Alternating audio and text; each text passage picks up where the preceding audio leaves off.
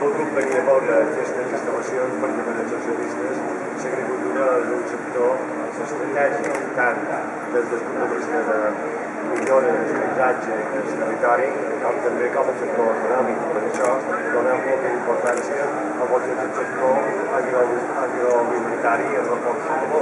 En aquest sentit, impulsarem de forma generalitzada el contracte agrari, donarem recolzament a tot el que són les denominacions de qualitat, a la marca producte local, hem de seguir professionalitzant el sector i a la vegada donant molt de suport al cooperativisme.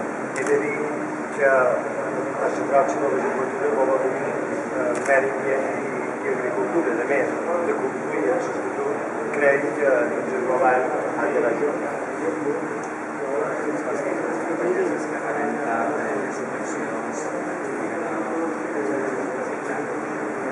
Bueno, hi ha una part del programa molt dirigida al que és la millora de la resposta de les institucions en quant a que són els tràmits burocràtics.